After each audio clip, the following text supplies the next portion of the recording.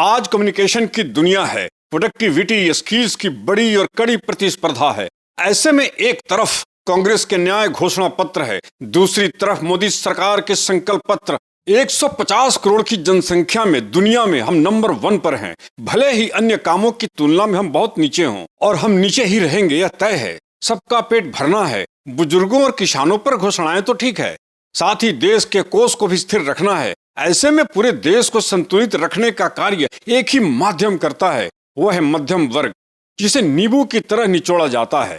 मध्यम वर्ग देश की रीढ़ है, लेकिन आजादी से अब तक यह वर्ग उपेक्षित रहा है। किसी के घोषणा या संकल्प पत्र में मध्यम वर्ग के लिए कभी कुछ नहीं रहा है। 3 करोड़ प्रधानमंत्री आवास योजना गरीबों के लिए, मुफ्त अनाज गरीबों के लिए। मिडिल क्लास एक ऐसा वर्ग है जो बैंकों के लिए भी वरदान है। मिडिल क्लास सपने देखता है अपने आवास यानी घर के लिए, कार के लिए, अपने परिवार के लिए, और जिंदगी भर सब परिवार EMI, मेडिकल इंश्योरेंस, बुजुर्ग माता पिता, शिक्षा, देश में हो या विदेश में, इस पर हड्डी तोड़ संघर्ष करता है और जीवन हैंड टू माउथ चलता है। बहुत सीधे अर्थों में उसके लिए न्याय घोषणा पत्र हो या फिर संकल्प पत्र हो, इस मिडिल वर्ग के लिए यहाँ पर कुछ लाभ मिलता नहीं दिखाई देता। अंतर्राष्ट्रीय यानी अब्रॉड शिक्षा ग्रहण के लिए भी भारी खर्च अब मध्यम वर्ग करता है। इस पर दोनों पार्टियों के पत्र में चर्चा नहीं होती। कांग्रेस के राहुल गांधी कहते हैं बेरोजगारों के अकाउंट में प्रति वर्ष 1 लाख यानी टकाटक 8,000 रुपए प्रति माह डालेंगे। कैसे डालेंगे?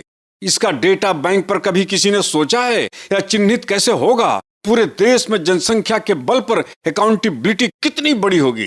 कांग्रेस अपने कुछ राज्यों में गृहिणी महिलाओं के खाते में भी वार्षिक 90,000 डाले हैं। आज तो अपने देश में बांग्लादेश और रोहिंग्यों के पास भी आधार कार्ड मौजूद है, 4-4 बैंक अकाउंट हैं और इनके बच्चे भी बेरोजगार हैं और आदि काल तक बेरोजगार ही रहेंगे। हमारा देश यूरोप अमेरिका महादेश तो है नहीं जो इतनी सिस्टमेटिक हो। उनकी इकोनॉमी कहाँ खड़ी है वो तो देखें, जहां प्रत्येक घर उनके परिवार की एक्टिविटी, घर के सब मेंबर सरकार के डेटा बैंक उपलब्ध होता है। सिर्फ उपलब्ध ही नहीं, वहां सरकार की नजर वहां की प्रत्येक नागरिकों पर होती है कि किस घर में कहां रोजगार और बेरोजगार बैठा है। उनके डेली का डेटा बैंक उपलब्ध कराता रहता है। बेरोजगारों के घर चिट्ठी जाती है, इंफॉर्मेशन दिए जाते हैं कि यहाँ काम है। विकसित देश ऐसे बनते हैं।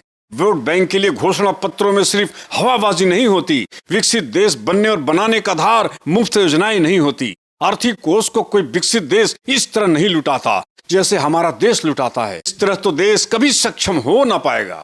अब हम संकल्प पत्र पर बात कर लें। अगर मोदी सरकार की बात करते हैं तो 80 करोड़ लोगों को मुफ्त 5 किलो राशन बांटते रहेंगे। क्या देश में अकाल या सूखा पड़ा है? क्या कोई महामारी या त्रासदी आ गई है? जाहिर है वोट बैंक के चक्कर में कोई भी पार्टी मुफ्त के वादे लुटाने में किसी से पीछे नहीं रहना चाहती, क्योंकि निम्न वर्ग देश का सबसे बड़ा वोट बैंक है। और साफ साफ स्पष्ट कहा जाए तो संसाधनों को आज इस तरह मुफ्त में लुटाना देश का सबसे बड़ा दुरुपयोग है। एक ऐसा आधार है जहां देश की साक्षरता और रोजगार को महत्व नहीं देता, इंडिपेंडेंट बनने की राह नहीं दिखाई देती। कोई भी सरकार लोग लुभावन वादे करते रहेगी तो बेरोजगारी, आर्थिक तंगी देश को कभी छोड़ेगी नहीं, न इससे दूर होगी। 2 गरीब के जगह 10 गरीब रोजाना पैदा होंगे। आर्थिक व्यवस्था की रोकथाम तो महंगाई ही करती है और इसका सबसे ज्यादा भार और मार मिडिल क्लास के कंधों पर होता है। आज हमारे कम्युनिकेशन के सारे तारों का हब अमेरिका और यूरोप से नियंत्रित है। इसका इंपॉर्टेंस इस पर खर्च किसी के घोषणा पत्र में नहीं होता। आज देश के 12 करोड़ बेरोजगार युवा यूट्यूब पर रोजगार का भाग्य आजमा रहे हैं। इनके स्किल्स एंटरटेनमेंट पर खत्म हो रहा है। दूसरी तरफ बेरोजगार युवा साइबर क्राइम के चपेट में है, जिसका निदान का विकल्प पक्ष विपक्ष सरकार किसी के घोषणा पत्र में नहीं आता। लॉ एंड ऑर्डर दुरुस्त करने जैसी कोई पत्र में जगह नहीं मिलती। मुफ्त योजनाएं देश को कैसे प्रगति दे सकती है? मोदी सरकार के शुरुआती संकल्प पत्र की बात करें तो 100 स्मार्ट सिटी की बात धरी रह गई। हालांकि सिलिकॉन वैली के तर्ज पर एक भी नए शहर की परिकल्पना को आकार देते या फिर आधुनिक निर्माण की उस श्रृंखला में दुनिया के बेस्ट यूनिवर्सिटी की तैयारी भी की होती तो ओलंपिक का यहाँ होना सही मायनों में सरकार की सर्वश्रेष्ठता का बोध कराती और आधुनिक कार्यशैली की महत्ता होती। जड़त्व लकीरें मिट जाती।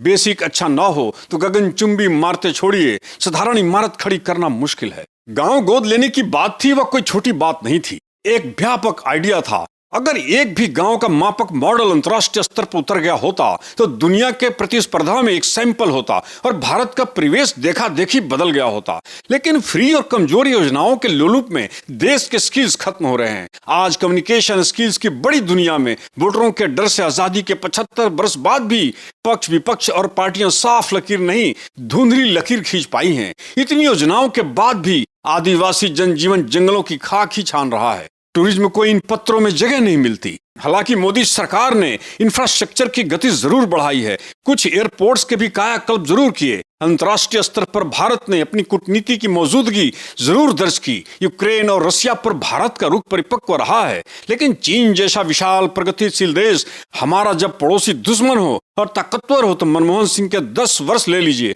और मोदी सरकार के 10 वर्ष, 20 वर्ष एक बड़ा कालखंड है। और हमारी गति चीन के मुकाबले आज भी बहुत कमजोर है। मनरेगा में मजदूर दम तोड़ रहे हैं। मजदूरों की स्थिति जहां थी वहीं है। लोक लुभावन वादों को छोड़कर इतनी बड़ी जनसंख्या को प्रैक्टिकल जिम्मेदारी सौंपने की जरूरत है। दोनों के अपने अपने वादों का पिटारा है। नए शब्दों में अगर कहें तो पार्टियों के पोर्टफोलियो में अपने अपने विजन है, फ्यूचर प्लान है। दोनों ही शीर्ष राष्ट्रीय पार्टी है। मैं हूं सुरेंद्र सिंह। आज बस वीडियो में इतना ही।